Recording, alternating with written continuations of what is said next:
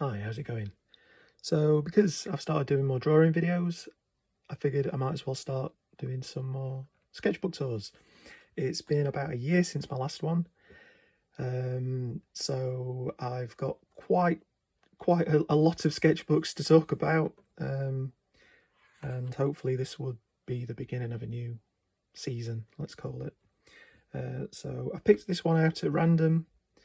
I have had a quick look through it. I know what it is. I've hopefully checked enough to know that YouTube won't disagree with anything that's inside of it. Not that I typically draw things like that, but YouTube's quite strict.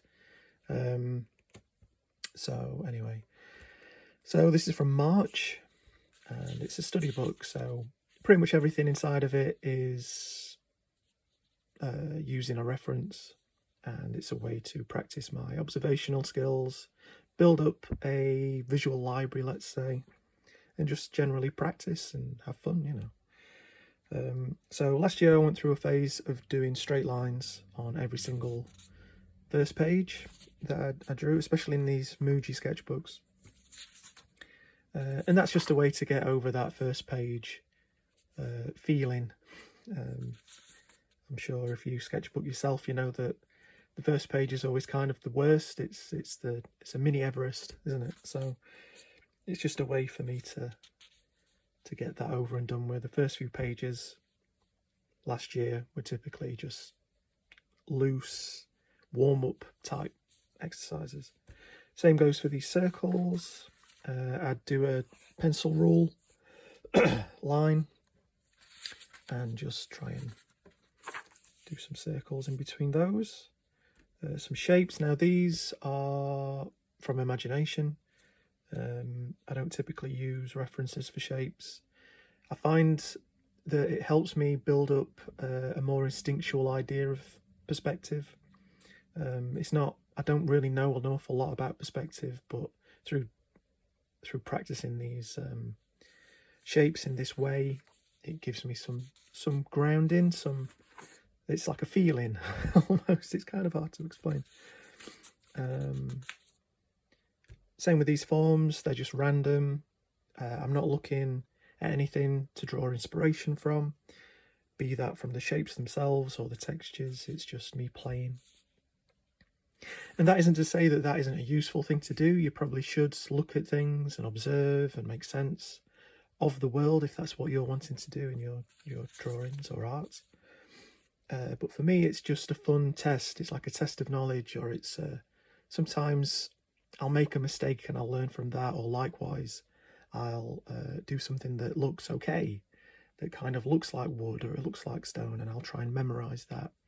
So it's just another way to do it, you know. But these are figure studies, so they're quite quick, and I was going through a phase of really wanting to memorize certain poses. So as you can see, I'd do 5 in a row, and this is a rotation thing. Let's go round and round.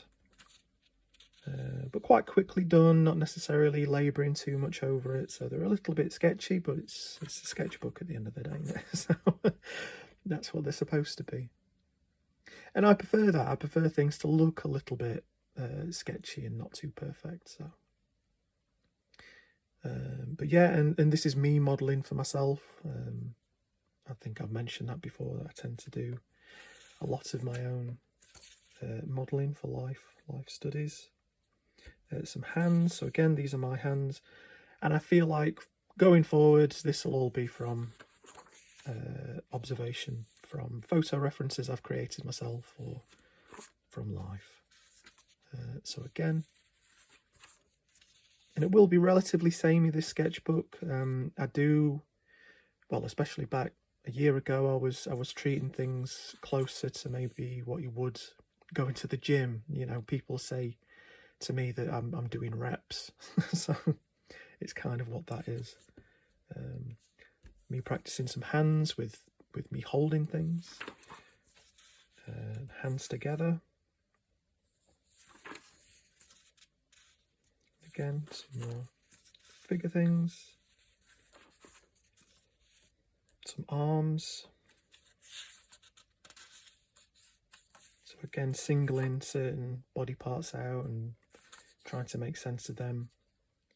For me, it's always trying to create something that feels natural. It doesn't necessarily have to be accurate, but I'm more of a fan of gesture and than making building blocks out of things. So this is a way to practice the gesture of feet or arms or, you know, the human form.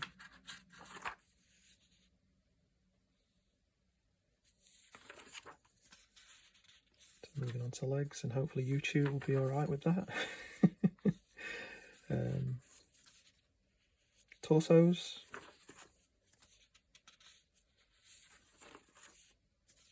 And then some more kind of longer form life drawings. Again, they're not overly laboured, but I've tried to be more careful with these as opposed to the rotation ones.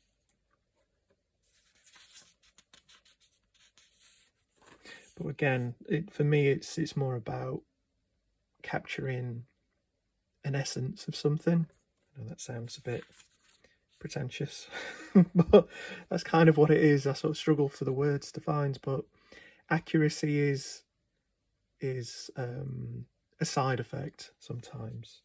I'm not necessarily after something to be perfect, but if it looks and feels close to what I'm trying to draw, that's good enough for me. It's readability is a huge thing for me, not necessarily getting things right.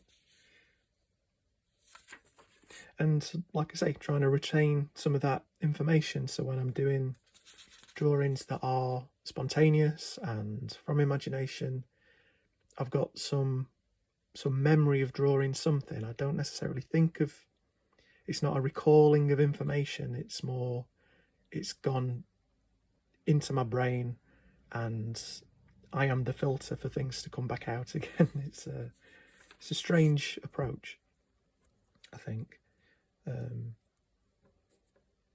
So some clothes studies, again, rotation, using myself as a model.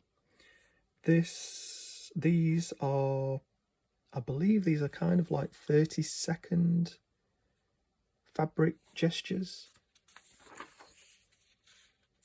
Some sleeves, arms, some trousers, clothes studies.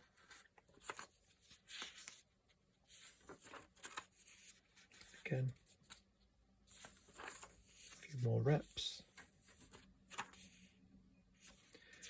Some slightly longer form fabric studies. So this is just a cloth, you know, like a dusting cloth or a chamois, I think some people call them. Some self-portraits. And again, it's difficult with self-portraits and portraiture in general for me because I don't map things out. So likeness is always a bit abstract and a bit blurry. Like sometimes I can do it, but freehand drawing is, you know, you've got to be at one with the mistake. So a lot of these don't really look like me, but it's practice. It's a sketchbook, and even if I was to create something that was more, say, finished, I wouldn't worry about it either. It's like perfection isn't the reason to do it, you know.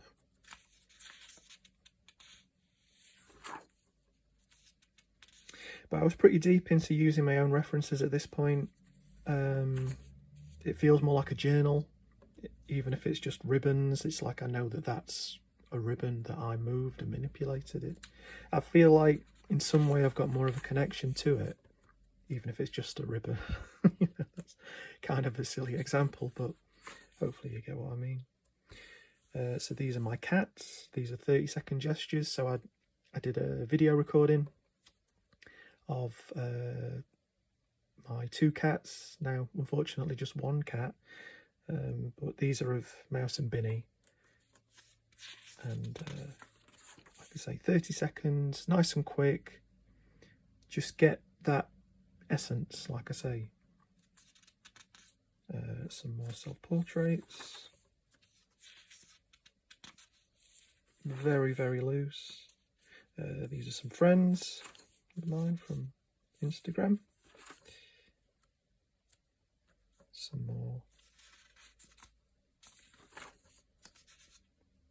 figure clothed things.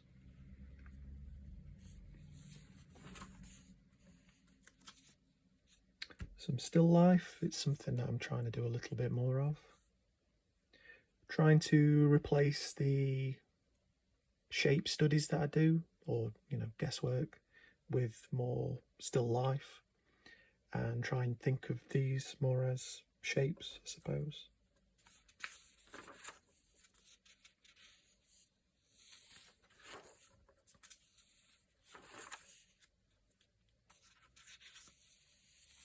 Some mugs, some scissors. I remember being quite happy with these. Something I always try and do is treat something as simple as possible, but also add a tiny little bit of detail in there somewhere.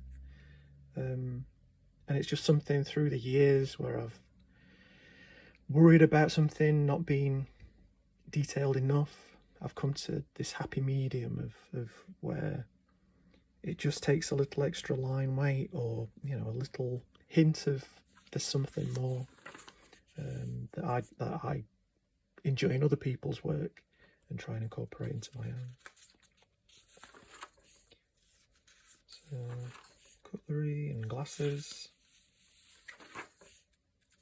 some donkeys, animal studies, some flowers. So like with this, I feel like I went overboard with this one. This one doesn't feel quite right to me. There's something that's a little bit more vague. Feels better. Some clouds and some rocks. Some texture. So this is a tree. This is all bark. And this is a little bit more zoomed out. These are crossed over branches. Some more animals.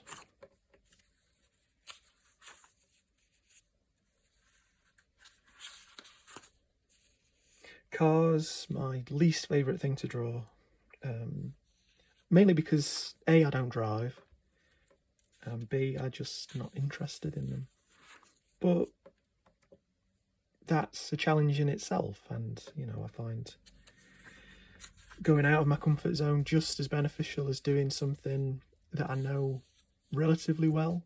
And for every time I draw a car, I do feel like something else that I draw might get better as a result. It's testing my hand-eye, my observational skills, even if it doesn't impact necessarily like drawing figures, say. I think just the act of drawing in and of itself, like regardless of what you're studying, is enough to make you better at drawing most things. So some landscape stuff, which I'm slowly getting back into. And then some more figure stuff.